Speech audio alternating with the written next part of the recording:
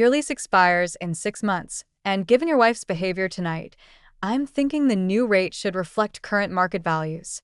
Triple what you're paying now, I said, watching the CEO of William Hartley's face drain of color as his just-delivered speech about their company's permanent home echoed through the ballroom. His wife, Catherine, who'd spent the evening mocking my quaint dress and adorable attempts to fit in with the executive wives, was frozen mid-sip of her champagne, finally understanding that the building owner she'd been instructing the property manager to harass about renovations was standing right in front of her. But what made the moment perfect wasn't their shock. It was my husband, David, in the corner, recording everything on his phone with the biggest grin I'd ever seen. The Hartley Industries annual gala was supposed to be David's night. After 5 years of 80-hour weeks, he'd finally made senior vice president, and I bought a new dress specifically for the occasion. Nothing flashy, just a simple black cocktail dress that fit perfectly. I'd been so proud walking in on his arm, right up until Catherine Hartley intercepted us at the entrance. "David," she gushed, air-kissing his cheeks while looking through me like I was furniture. "So wonderful you can make it, and this must be your wife." The pause before "wife" spoke volumes, as did the way her eyes cataloged my dress, department store, shoes, last season, and jewelry, simple gold wedding band, no diamonds. "Sophia," I'd said, extending my hand. She'd taken it like it might be contaminated. "How nice. David, you really must introduce her to the other wives. They love taking new members under their wing, teaching them how things work." David had squeezed my hand, a silent apology. He knew how Catherine was, had warned me she was particular about company events, but he needed this job, loved this job, and I could handle one night of condescension, or so I thought. The evening had been a masterclass in subtle humiliation. Catherine had introduced me to her circle as David's wife. Isn't it sweet how he married his college sweetheart? The implication was clear. Before he knew better, before he understood what kind of wife an executive needed. "What do you do, Sandra?" one of them had asked. "It's Sophia. I work in real estate." "Oh, how fun. Residential? I bet you help young couples find starter homes. That must be so rewarding." "Commercial, actually," I'd said mildly. "Commercial?" Catherine had laughed, that tinkling sound that meant nothing good. "How ambitious. Does your little agency handle many properties?" "A few," I had said. I didn't mention that my little agency was Rhodes Property Group, that I personally owned 47 commercial buildings in the city, or that the very building we were standing in was one of them. Why bother? They'd already decided who I was. The torture had continued through cocktails. Comments about my dress. So practical. "I love how you're not trying too hard." My hair. Natural is very brave these days. My conversation topics. It's adorable how you keep up with business news. David had been pulled away repeatedly for important conversations with important people. I caught his apologetic glances across the room, but waved him off. This was his night. I could handle the Mean Girls Club. Then came dinner. I'd been seated at the wives' table, naturally. David was at the executives' table, making connections, building relationships. Catherine held court at the head, regaling everyone with stories of their recent European vacation. Of course, we stayed at the Four Seasons. William insists on a certain level of quality. "I'm sure you understand, Stella." "Sophia," I corrected for the dozenth time. "Of course. Though, I suppose when your husband makes David's salary, you have to be more selective about travel, but there are lovely local destinations. Have you tried the state park? Very affordable." "We enjoyed the Maldives last month," I said evenly. "The overwater bungalow was nice." Silence, then Catherine's laugh, sharper now. "How extravagant. David must have gotten quite a bonus. Or, did you use points?" She turned to the others. "Travel points can make anything possible these days. William's assistant books all our travel. I couldn't possibly keep track of those point systems." "We paid cash," I said. "I don't like being locked into point systems." Another laugh. "Of course you did. David's so lucky to have a wife who's careful with money." She leaned in conspiratorially. "Though, between us girls, Be careful about seeming too eager to spend his earnings. Men notice these things. That's when it clicked. She thought I was a gold digger. This whole evening, the condescension, the little digs, she'd cast me as the grasping wife spending her husband's hard-earned money. You're right, I said. Men do notice things, like when their landlords are unhappy. Catherine waved dismissively. Oh, you don't need to worry about that. William owns this building. Well, the company does. It's their crown jewel.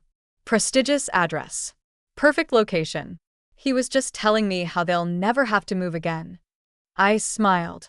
How wonderful for him. Dessert was served, some architectural thing with gold leaf that costs more per plate than most people's car payments.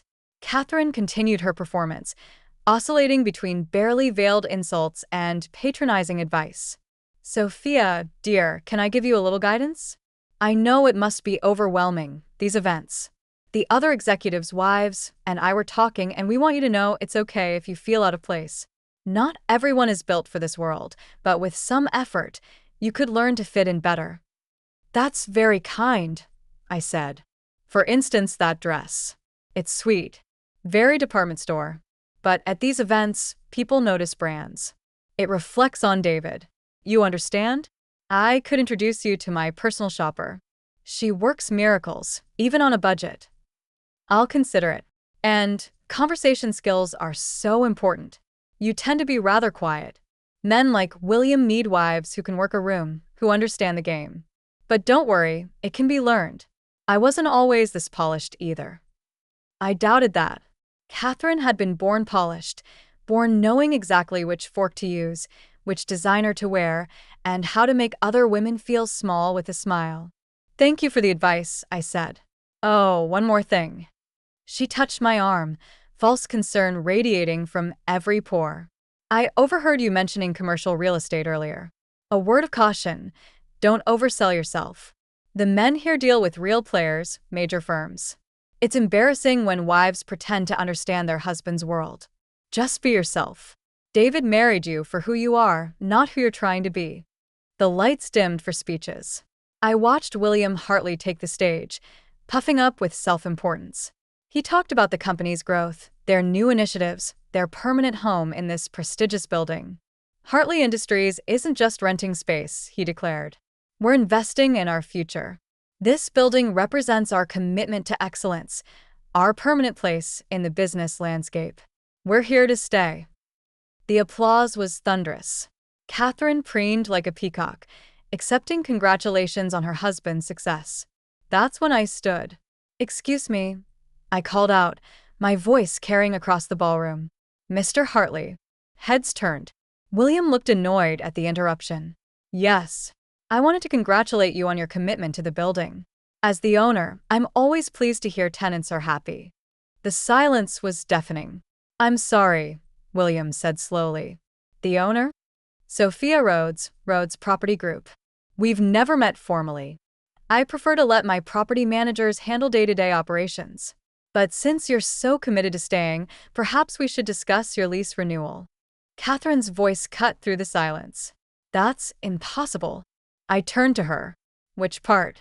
That I own the building, or that I've been sitting here all evening listening to you explain how I don't belong in my own property? You're lying, she hissed. I pulled out my phone, bringing up the property records. Would you like to see the deed, or perhaps the email your husband sent last month complaining about the renovation schedule? The one where he threatened to break the lease if we didn't accommodate his timeline.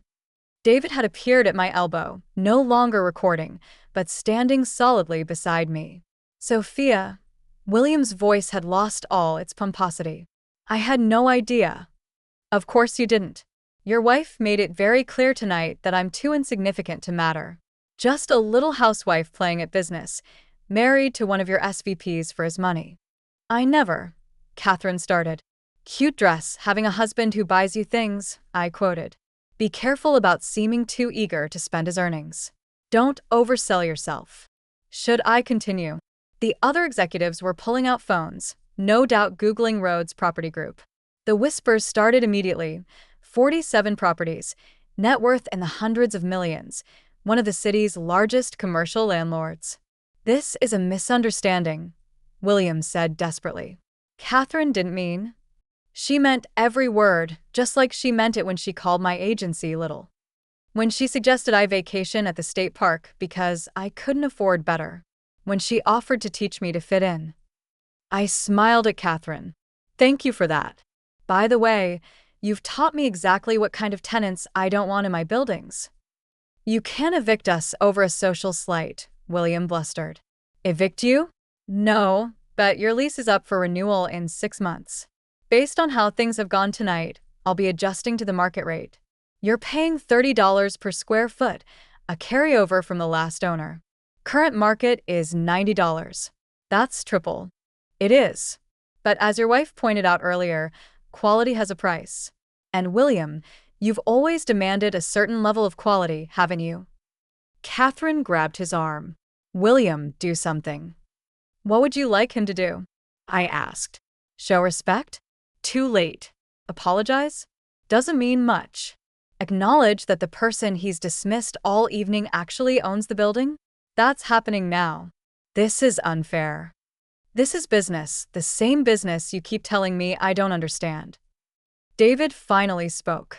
Sophia, maybe this should be discussed in private. No, I said. Your boss's wife chose to belittle me in front of everyone.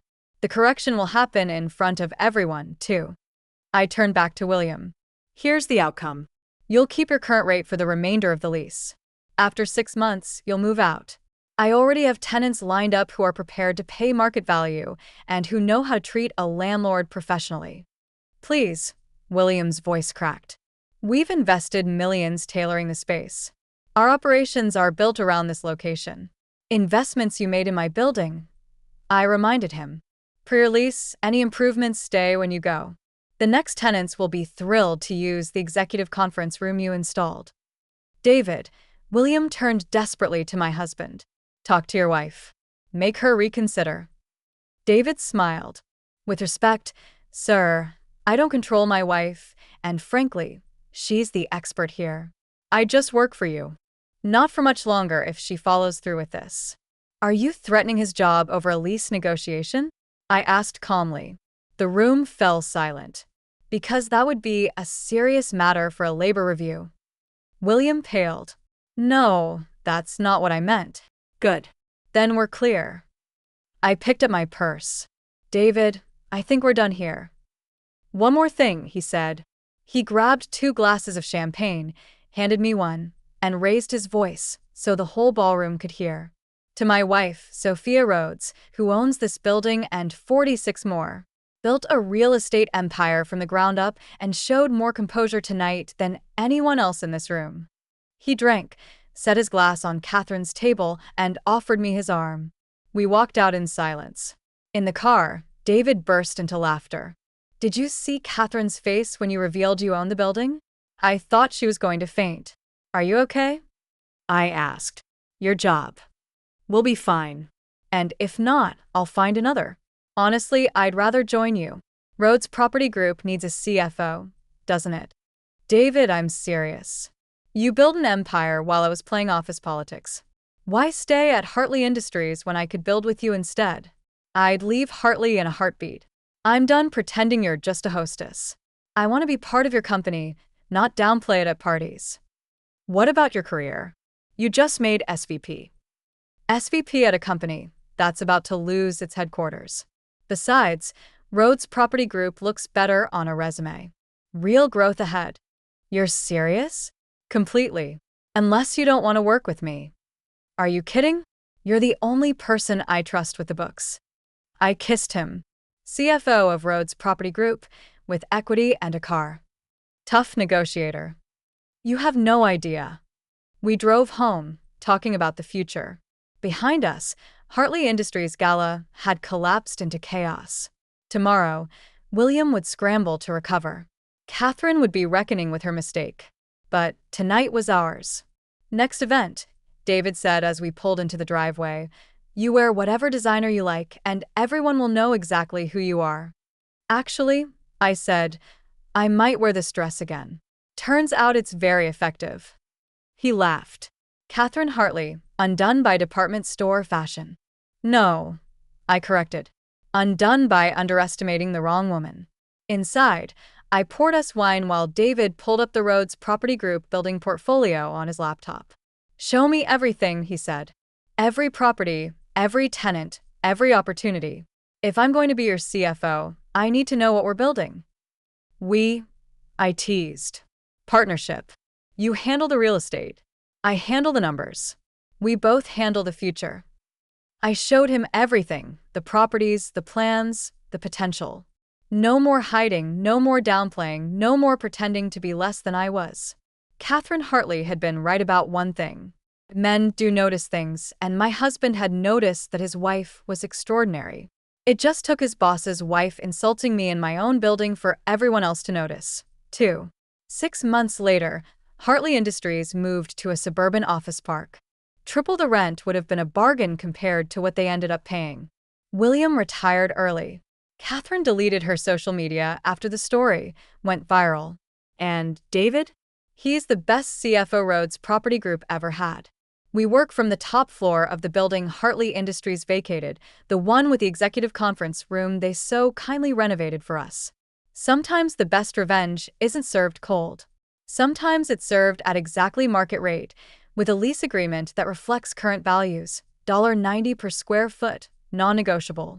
Just ask Catherine Hartley, if you can find her.